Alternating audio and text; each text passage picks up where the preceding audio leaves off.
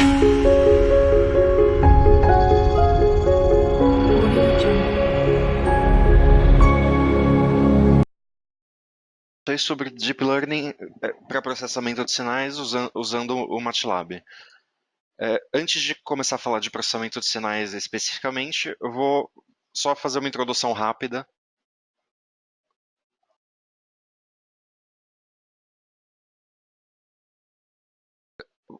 Vou continuar. Vou fazer só uma introdução rápida sobre é, redes neurais convolucionais de forma geral, que geralmente são aplicadas para imagem. É, Sempre começa com uma camada de entrada para sua imagem, geralmente RGB, mas não necessariamente. Em seguida, uma camada de convolução 2D, poderia ser 3D também. É, Dentro dela, o que tem? Tem filtros, diversos filtros que vão ser apreendidos pela sua rede para processar essa imagem. Em seguida, uma camada ReLU. O que ela faz? Nada garante que a saída da camada convolucional vai ser uniforme e bonitinha. E o que a camada ReLU faz é retificar essa saída, para que ela fique dentro de um range limitado certinho.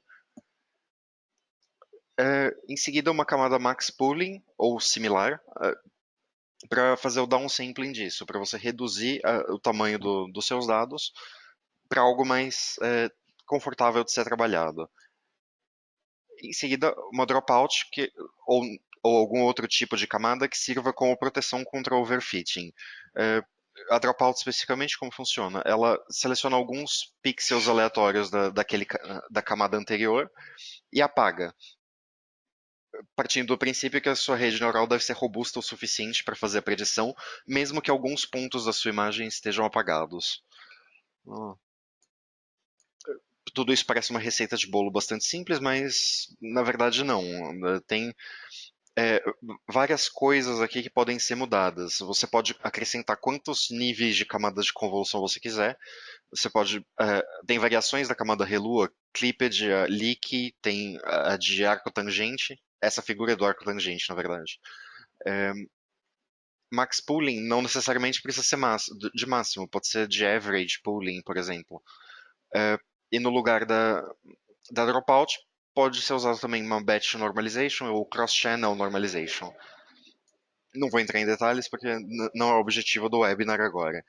É, Seguindo uma sequência de camadas como essas para convoluções, vem camadas típicas de redes neurais, fully connected layers, que conectam todos os neurônios de uma camada com todos os da próxima, que são para fazer a conta especificamente para que vai dar o seu resultado.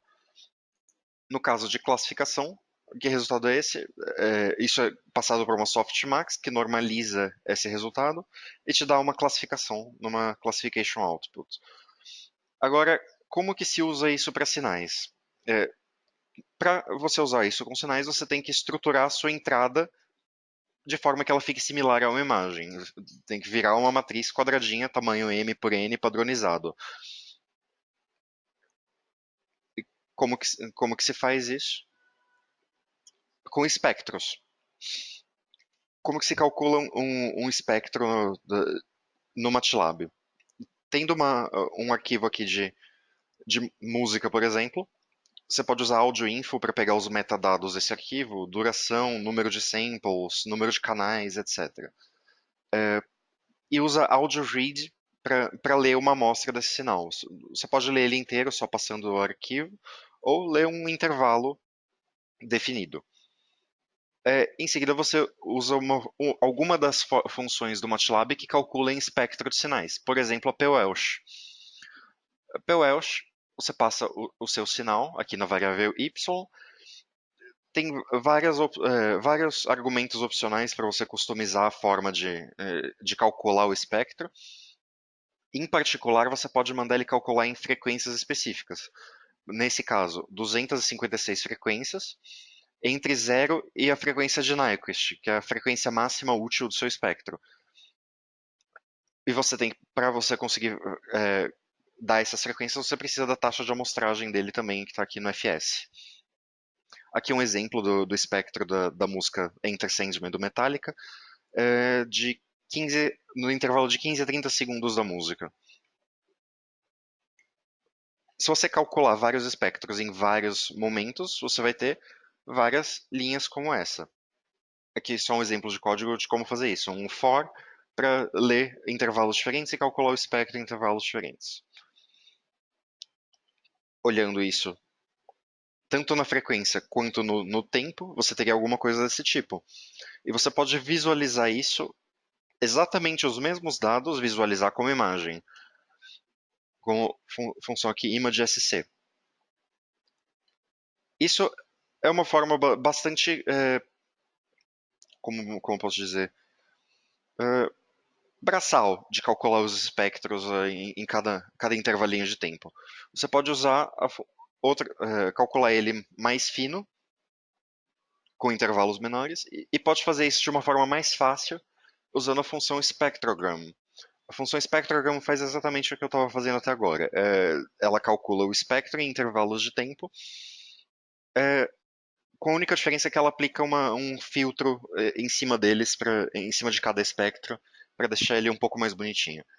É, e aqui um exemplo da mesma música, o espectrograma, no primeiro 1 minuto da música. É, enfim. E pra gente, olhando simplesmente, a gente só consegue entender que algumas frequências são mais presentes do que outras. É difícil de enxergar os padrões daqui, apesar de ter alguns. É, como que se.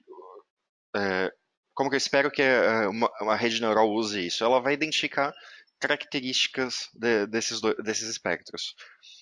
Então, comparando aqui duas músicas, o Enter Sandman contra uma música do Andrea Bocelli, completamente diferentes. Eu espero encontrar características completamente diferentes entre as duas também. Então, por exemplo, períodos da música em que algumas frequências aparecem e desaparecem logo em seguida, aqui nas linhas verticais. Provavelmente é uma batida de algum instrumento específico, algo do tipo. É, frequências máximas de alguma coisa nas linhas horizontais aqui. Pode ser, algumas dessas aqui podem ser voz humana, na verdade, mas outras podem ser de algum instrumento, pode ser de filtros aplicados sobre a música. É comum para músicas gravadas, né? Ter vários tipos de filtro em cima. No caso aqui do Andrea Bocelli, tem até uma coisa curiosa aqui, harmônicos, diversas frequências aparecendo simultaneamente, uma é, no- simultaneamente. Possivelmente algum instrumento, ou então a própria voz dele que faz isso. É, e como que eu passo isso para a rede neural? Através de data stores. A gente vai usar o image data store com uma função customizada. Que função? Uma função que usa o espectrograma. Você escreve uma função para ler o espectrograma exatamente de um tamanho específico que você tem que passar para sua rede neural. Então, você tem que determinar um intervalo de tempo, tem que determinar uma frequência, uma taxa de amostragem específica e um número específico de frequências para calcular o espectro, para garantir que ele vai calcular o espectrograma, para garantir que ele vai gerar uma imagem exatamente do mesmo tamanho toda vez que for lida, independente de qual arquivo de música você pegar, qual arquivo de áudio.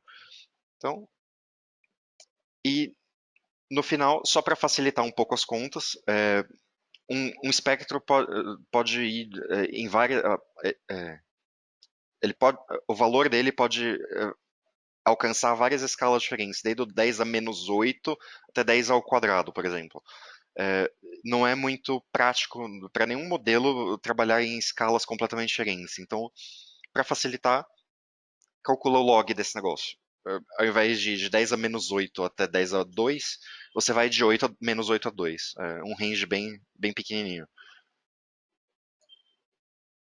Essa função você vai passar como uma read function para o seu image data store. E a partir daqui você trata exatamente como imagem. certo? Então, read audio sample. Só agora eu vou mostrar um exemplo disso aqui para classificação de estilos musicais. Eu tenho aqui, né, na- nessa lista de arquivos, veio dessa tabela aqui, diversos arquivos de músicas, cerca de 3.000 que alguns amigos passaram para mim. E tem a variável gênero musical aqui no final. Tem 6 gêneros diferentes nessa tabela. Um deles é Other, para todas as músicas que aparecem em quantidades pequenas, que eu não quis complicar o trabalho da rede neural de aprender a partir de amostras pequenas.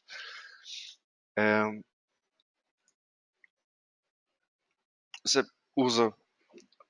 E trabalho padrão aqui, como se fosse com imagem. Você criou image data store, você vai dividir cada um dos labels entre um data store para treino, para validação e para teste. Com essa função split it label. Você pode aplicar data augmentation. Nesse caso, não precisa de augmentation nenhum. Não faria sentido nenhuma das transformações possíveis. Mas você precisa adequar o tamanho de saída do seu espectrograma para o tamanho que a sua rede neural aceita. No caso, eu vou usar a AlexNet, que aceita 227 por 227. Então, tem que ter essa padronização. Partindo da AlexNet, fazer transfer learning, trocando as camadas finais por novas camadas. Camadas fully connected, dropout, softmax e classification. Dados de entrada configurados, rede configurada, agora é só treinar. De novo, completamente padrão isso aqui. Nesse caso, eu treinei com gradient descent, o algoritmo poderia ser com o Adam ou com o RMS próprio, que o MATLAB tem os três. Não precisa muito entrar em detalhe aqui, só mostrando a performance atingida da rede. Ela atinge quanto? Opa, volta. Cerca de 70 e poucos por cento de acurácia. Por que tão baixo? Porque a gente está trabalhando com um problema ambíguo por natureza. Muitas músicas podem pertencer a dois estilos, por exemplo. Eu tenho uma categoria inteira de other que engloba um monte de estilos que eu não tenho amostra suficiente. Enfim, é um problema naturalmente bastante desafiador, inclusive para pessoas. Pessoas também, às vezes, têm dificuldade de diferenciar gêneros musicais. Então, eu não espero que um modelo matemático chegue em 100% de acurácia. Mas 70% até que não é baixo, até. Entrando um pouco mais de detalhe na acurácia conseguida, com essa função Confusion Chart, que plota a matriz de confusão. Classe predita versus classe real de cada uma das músicas nos dados de teste. Então, a gente vê que um dos estilos aqui ele acerta 100%, ele é muito bem distinto dos outros, que é o thrash metal. As outras, ele acerta mais do que erra, mas ainda erra consideravelmente. Certo? Uma avaliação um pouquinho mais qualitativa disso aqui. De novo, define a entrada exatamente com o mesmo datastore, faz um. Define a entrada exatamente com o mesmo datastore e faz um loop aqui para ele pegar pedaços dessas músicas e classificar cada pedaço. Ele vai pegar quantas? 5 amostras de cada música e tirar uma classificação média, digamos assim. Só para ver como ele se sai. E aqui plotando o histograma da probabilidade de cada uma das classes para cada música selecionada. Então, aqui acho que tem 8 ou 10 músicas aqui. Nancy Sinatra é um author. Eu pedi para um colega que entende mais de música do que eu para julgar a qualidade disso aqui. Nancy Sinatra não é nenhum desses outros, então é Other. Ok, acertou. Metallica, Sandman. Poderia ser rock ou metal e tá ambíguo entre as duas. Então, ele considerou isso como um acerto também. Madonna, pop, certo. Creator é um thrash metal e ele dá uma confiança altíssima, inclusive exatamente porque foi a classe que ele acertou 100% durante o treino. Elvis Presley, rock, certo? Tem alguns componentes de Other que, para alguém que entenda de música, vai achar que faz um certo sentido. É, Bon Jovi, rock também. Black Sabbath, um erro aqui. Classificou Evil Woman como pop. Mas, curiosidade musical que esse amigo falou, essa música específica, apesar de ser do Black Sabbath, ser um rock pesado e tal, é um cover de uma música pop escrita anteriormente. Então, talvez faça um certo sentido essa confusão entre metal e pop. Apocalíptica, de novo, Enter Sandman. É a mesma música do Metallica, só que é tocada como clássica. Eu coloquei essa música entre as de teste exatamente para ver se confundia o modelo, e realmente confunde. Ele não tem confiança em nenhuma das classes possíveis. E Andrea Bocelli, clássica, não tem categoria clássica, é Other aqui, com bastante confiança também. Agora mostrar uma outra aplicação. Será que teria como fazer um modelo de deep learning capaz de separar os estilos musicais diferentes sem eu ter que dizer qual é o estilo de cada música? Em outras palavras, é um problema de clustering ao invés de um problema de classificação. É, Tem sim como fazer isso. Você faz isso com autoencoder. É, a ideia do autoencoder é você treinar uma rede que copia o seu próprio resultado na saída. Por que isso? Porque você vai dar uma imagem de entrada, você espera que ela produza de novo a saída. Só que nos passos intermediários, é, ela vai sempre reduzir a quantidade de informação usada para representar a sua imagem original. E, até chegar aqui no meio, no feature space, que seriam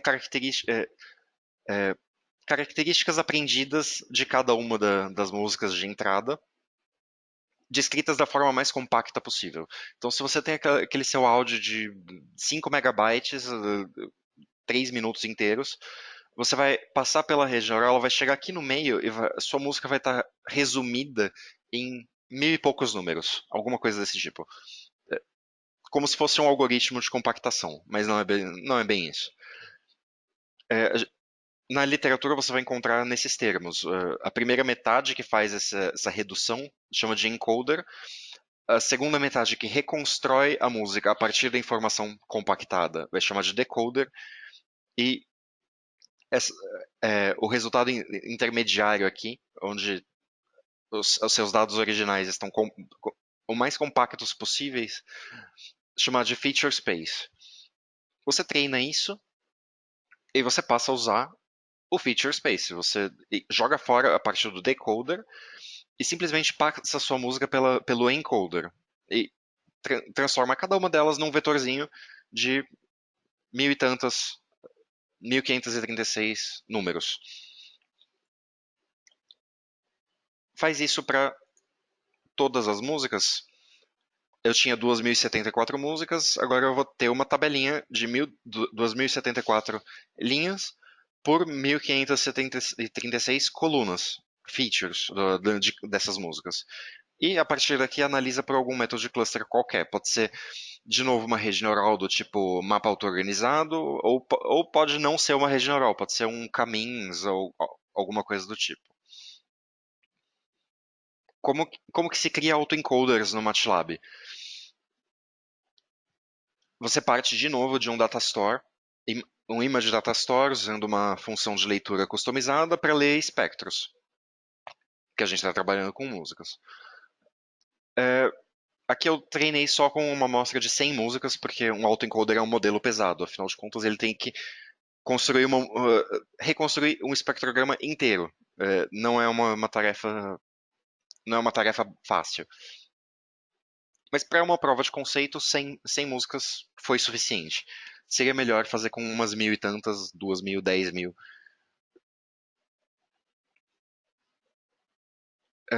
Só explicando isso, né? Tá. Então, se, se as minhas músicas são lidas como imagenzinhas de 256 por 399, o meu, é, o meu autoencoder tem que retornar uma saída que é também uma imagem de 256 por 399. É, esse image data store eu vou modificar ele um pouquinho com a função random patch extraction data store. Essa função faz exatamente isso. Ela cria outro data store a partir do que você deu, que vai cortar um pedaço aleatório do data store original. Vai fazer isso para onde entrada e para onde saída. Aqui no caso são o mesmo porque é um autoencoder. Vai cortar um pedaço desse tamanho, 256 por 64. Então, o autoencoder tem que retornar 200, ele vai receber imagens de espectrogramas de 256 por 64 e vai retornar espectrogramas de 256 por 64. E aqui é a estrutura do autoencoder. Eu vou passar vários slides sobre isso aqui, explicando os detalhes, porque tem várias coisas.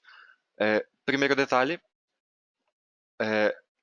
a camada de entrada de imagem dele tem que ter o tamanho do seu datastore definido. Então, 266 por 64.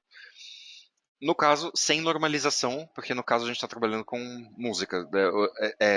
O valor de pixel dessa imagem tem um significado relacionado ao espectrograma.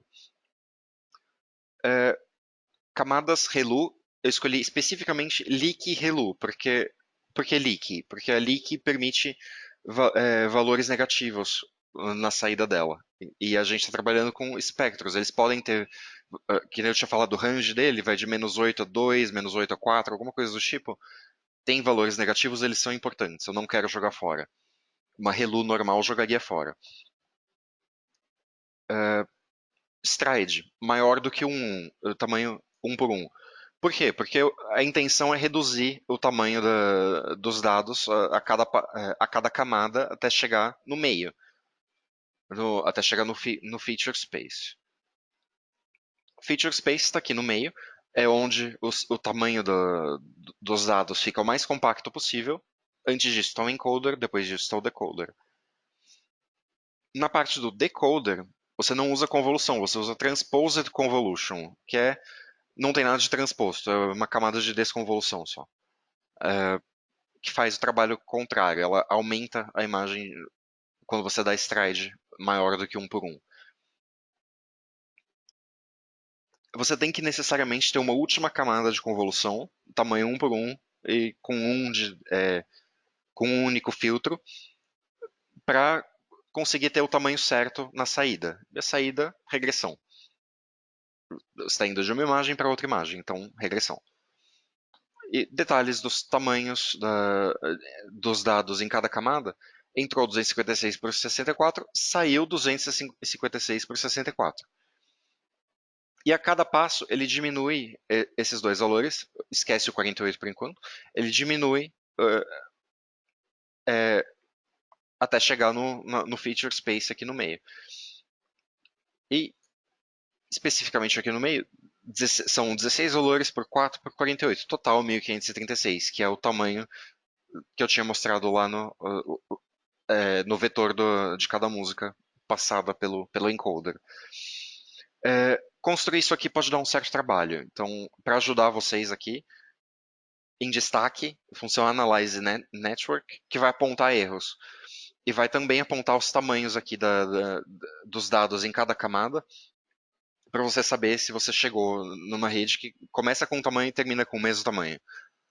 No... E a partir daqui, treino, de novo, padrão. No caso, eu escolhi o algoritmo Adam para esse aqui.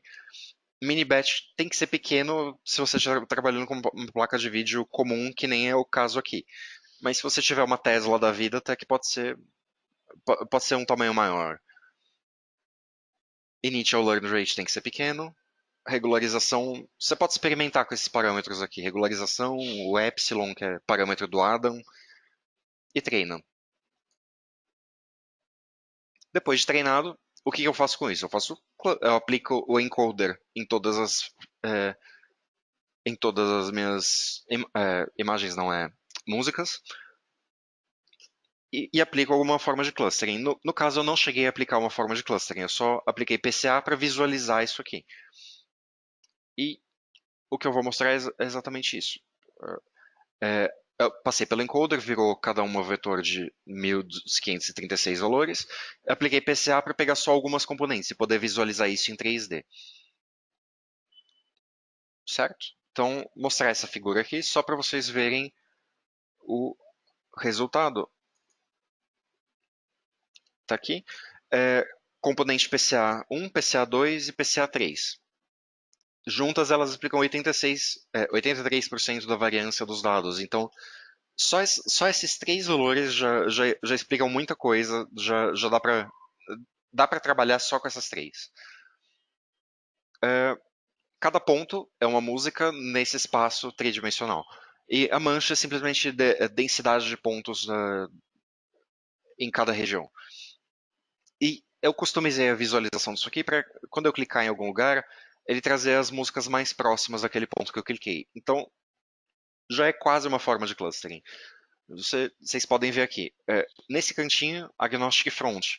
Todas as músicas do Agnostic Front são muito parecidas. Perto dele, Amon Amarth, que é outro death metal. É muito parecido com o Agnostic Front. Que mais? Aqui, esse outro canto, que não está muito longe, Tankard, outro death metal. E um pouquinho mais longe, Creator, mais um.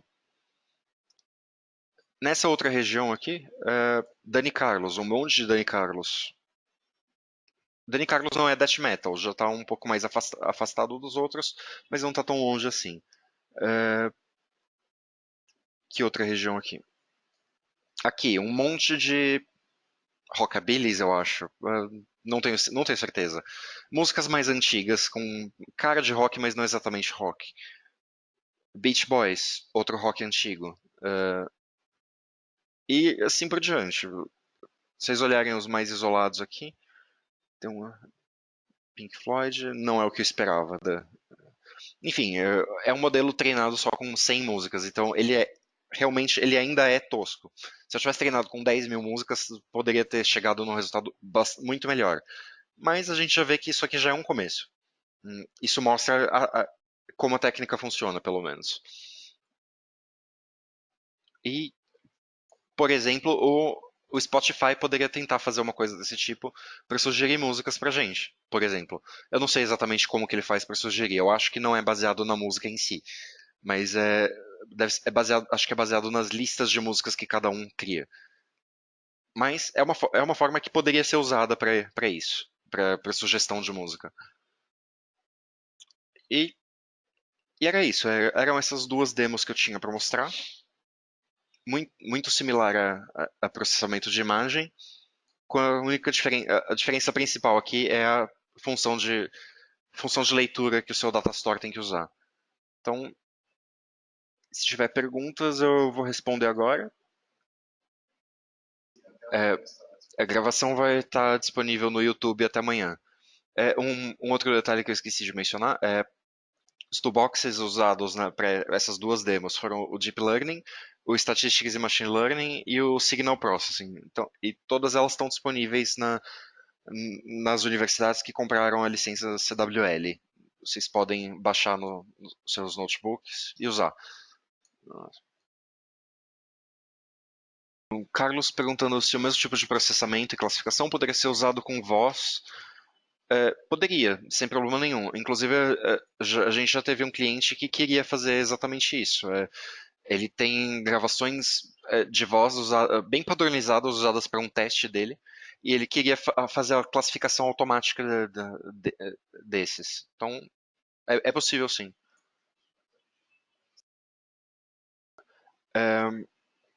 Josué perguntando de recomendação de leitura.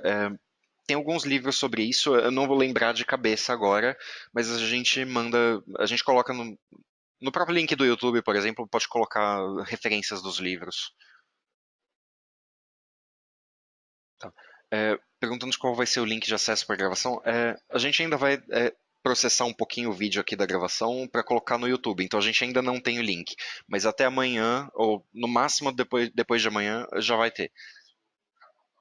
Mas, mas o canal já está no bate-papo, está disponível para vocês olharem webinars passados. Perguntando quanto pesado é processar 1000 imagens, 1000 músicas.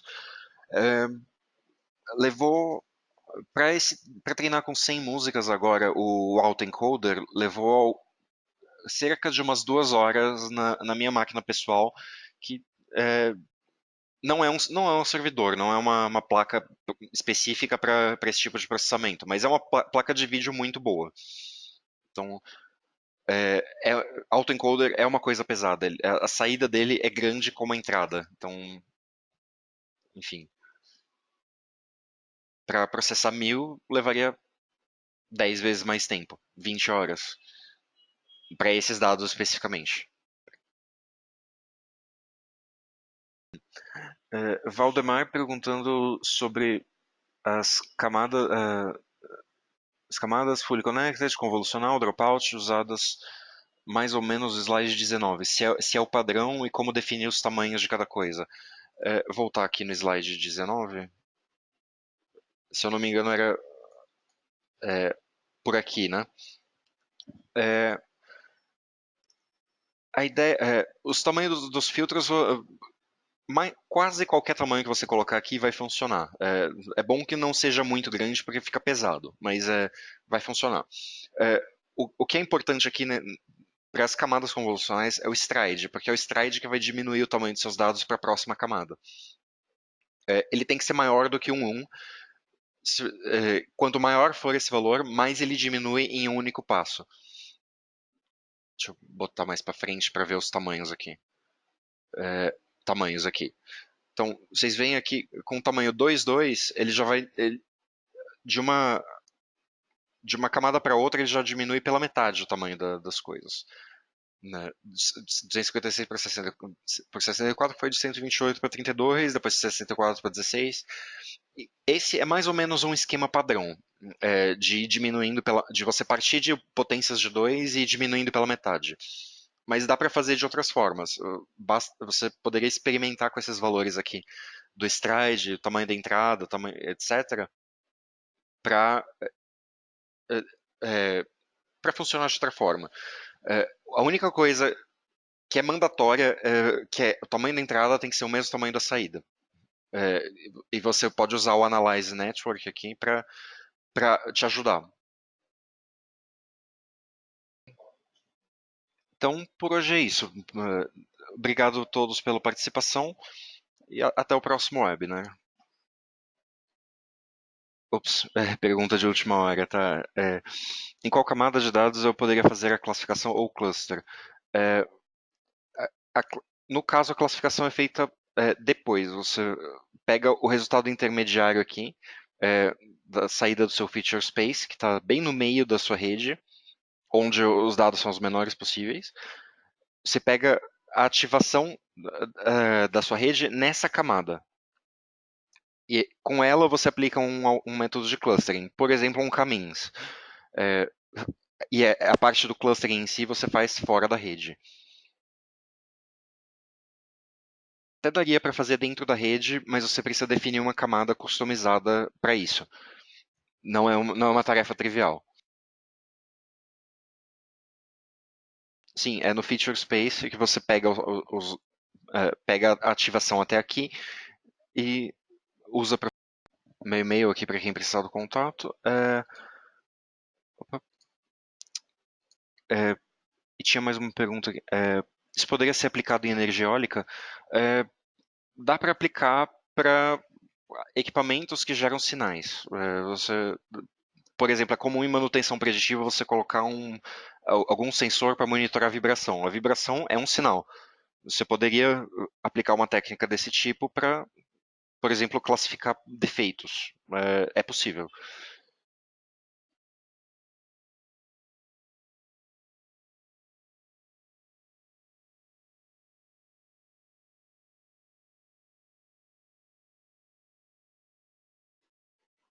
Então, por hoje é isso. É, até o próximo webinar. E tchau.